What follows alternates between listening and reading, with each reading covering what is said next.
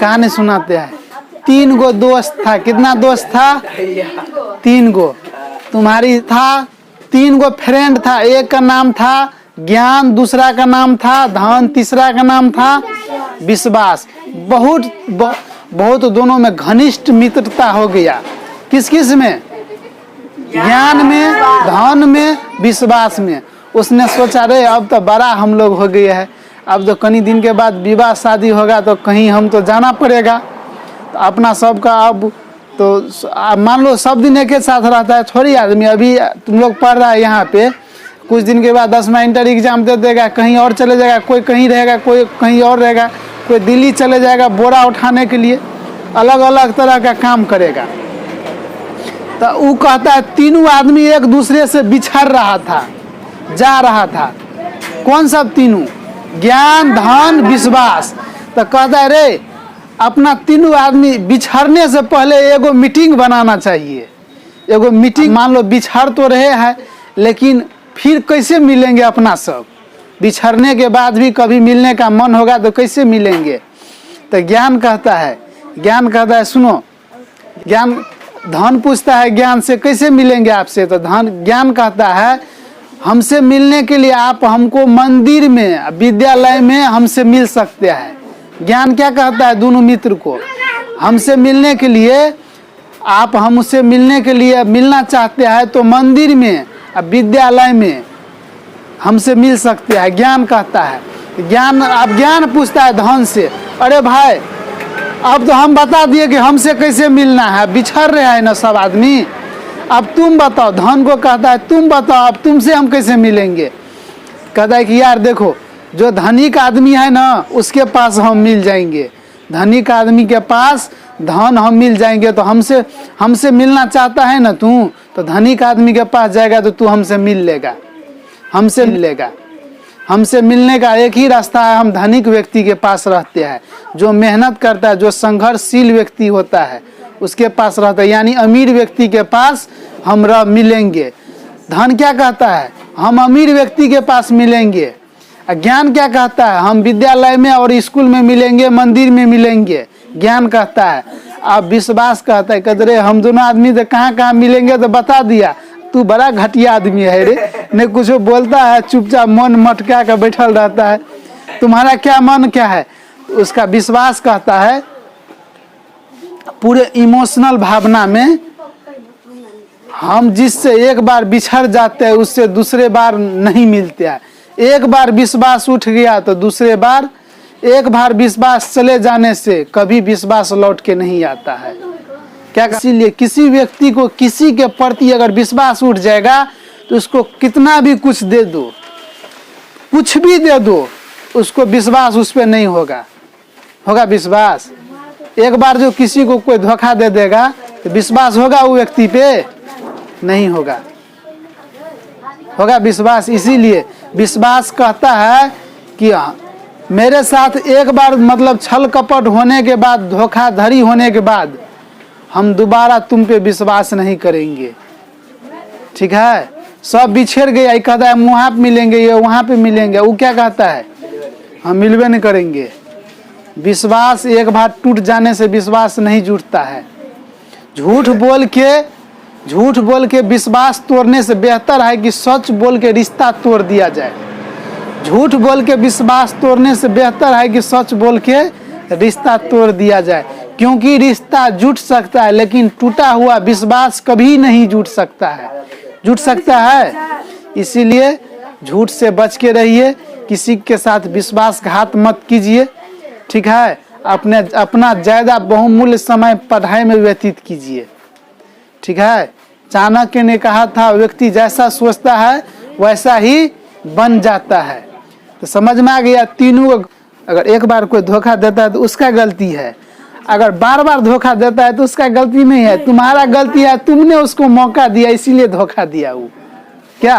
अगर पहली बार कोई धोखा देता है तो उस व्यक्ति का गलती रहता है, उसको अनजाने में तूने विश्वास किया, वो धोखा दे दिया। लेकिन बार बार धोखा देगा और फिर भी कहेगा नहीं ठीक ही हो रहा है, तो उसका गलती नहीं है, तुम्हारा गलती है, तूने उसको मौका दिया इसीलिए बार बार धोखा देता है। ठोस ठोकर ही जिंदगी जीने का तरीका सिखाता है। ठोकर ही क्या सिखाता है? जिंदगी जीने का तरीका सिखाता है। समझ गया ना? है गलत व्यक्ति से दूर रहना चाहिए। समझ गया? हमारे परिवेश के पदार्थ, हमारे परिवेश मतलब हमारे अगल बगल में कुछ ना कुछ वस्तु को हम देखते हैं कि नहीं देखते हैं? जो स्थान घेरता है, जिसमें आयतन हो, जिसमें द्रव्यमान हो, उसको क्या कहते हैं? पदार्थ कहते हैं। पदार्थ किसे कहते हैं? जो स्थान घेरे, जिसमें आयतन हो, द्रव्यमान हो, जो अवरोध उत्पन्न करे, उसको क्या कहते हैं? पदार्थ कहते हैं। पदार्थ को इंग्लिश में क्या कहते हैं? मैटर। पदार्थ को इंग्लिश में क्या कहते हैं? मैटर माने पदार्थ। अब समझेंगे पदार्थ का 3 अवस्था होता है। पदार्थ का कितना अवस्था होता है? लेकिन अब इसमें हम पढ़ेंगे क्लास 9th में, एक होता है प्लाज्मा अवस्था जो बढ़ गया। पदार्थ का चतुर्थ अवस्था का क्या नाम है? प्लाज्मा अवस्था। जोर से बोलो। प्लाज्मा हम पढ़ लिया है। पदार्थ का 3 गो अवस्था होता है, ठोस, द्रव, गैस। ठोस को सॉलिड कहते हैं, गैस को क्या कहते हैं? गैस कहते हैं, द्रव को लिक्विड कहते हैं। तो मनुष्य में भी ठोस, द्रव, गैस होता है। आप बताइए, हड्डी जो है मनुष्य का ठोस अवस्था में है, दांत भी है ठोस अवस्था में, लेकिन ब्लड जो है, रक्त, वो कौन सा अवस्था में है? लिक्विड, द्रव अवस्था में। ब्लड जो है कौन सा अवस्था में है? द्रव अवस्था में है। लेकिन हम जो गैस लेते हैं, ऑक्सीजन जो सांस के द्वारा हम लेते हैं, अंदर खींचते हैं फेफड़ा के माध्यम से, सांस की हम ग्रहण करते हैं। ऑक्सीजन के बिना जीना मुश्किल है। आदमी का अस्तित्व समाप्त हो जाएगा अगर ऑक्सीजन नहीं रहेगा तो ऑक्सीजन जो लेते हैं तो क्या होता है? ऑक्सीजन ये गैस है, ऑक्सीजन गैस है। ठीक है, यहाँ पे हम समझ रहे हैं पदार्थ कोई भी चीज जो स्थान घेरे, जिसमें द्रव्यमान हो, आयतन हो, अवरोध उत्पन्न करे, उसे क्या कहते हैं? पदार्थ कहते हैं। कोई दिक्कत? पदार्थ का 3 अवस्था, ठोस, द्रव, गैस। एक अवस्था बढ़ाने पर हो जाता है चतुर्थ अवस्था, जिसको हम प्लाज्मा अवस्था कहते हैं। कोई दिक्कत नहीं। अगला हमसे अधिक किसमें होता है? ध्वनि का सबसे अधिक चाल ठोस में। ठोस वस्तु को पीटते हैं तो ध्वनि निकलता है ना, अधिक ध्वनि यानी साउंड। यहाँ से एग्जाम में पूछा जाता है, सबसे अधिक उत्पन्न होता है ठोस में, ध्वनि उत्पन्न होता है। इसके बाद झूठे से आता है, लिखता है, याद करेगा, 2 दिन के बाद भूल जाएगा। अभी जो बता रहे हैं वो सब दिन दिमाग में याद रहेगा। लिखाते वक्त भी हम समझा सकते थे, लेकिन वहाँ पे क्यों नहीं तभी हम समझाए। तुम लोग का 2 तरह से दिमाग डाइवर्ट हो जाएगा। एगो लिखेगा कि समझेगा। अब पहले समझा देते थे, कहते नहीं पहले लिखाइए, इसीलिए लिखा दिया। अभी समझा रहे तो समझ नहीं रहा है। सीधा से बैठो ना, ये जो रीढ़ है, हड्डी, उसको सीधा रखना चाहिए। और टेढ़ घोंच करके बैठेगा तो ब्रेन का ब्लड जो है नीचा झुक जाता है, जिससे आदमी को आलस आने लगता है, नींद का बीमारी होने लगता है, पढ़ने में मन नहीं लगा। इसीलिए लिखते समय तो कनी को झुक के लिखता है, कोई दिक्कत नहीं, लेकिन जब समझने का समय बारी आता है तो पूरे सीधा रह करके समझना चाहिए। पूरे आई टू आई कनेक्ट रहना चाहिए मुझसे। समझ में आया? अब समझो, पूछता है द्रव में आकार निश्चित होता है कि अनिश्चित? अनिश्चित। लेकिन द्रव में आयतन क्या होता है? निश्चित होता है। गैस में आकार और आयतन दोनों अनिश्चित होता है। गैस में क्या होता है? आकार और आयतन दोनों अनिश्चित होता है। कोई दिक्कत नहीं। यहाँ पे हम पढ़ेंगे घनत्व बराबर द्रव्यमान बटा आयतन। घनत्व बराबर द्रव्यमान बटा आयतन हम बता दिए थे। तो द्रव्यमान का क्या होता है? द्रव्यमान का मात्रा केजी, आयतन का क्या होता है? Meter cube. तो केजी पर मीटर क्यूब यानी केजी यम का पावर -3 इसका हो जाएगा। यहाँ पे अंतरा अणु किसे कहते हैं? Intermolecular space. पदार्थ के कणों के बीच रिक्त स्थान को क्या कहते हैं? अंतरा अणु स्थान कहते हैं। पदार्थ के बीच रिक्त स्थान को, पदार्थ के बीच खाली स्थान को, पदार्थ के बीच रिक्त स्थान के अणु को क्या कहते हैं? अंतरा अणु कहते हैं। कोई दिक्कत?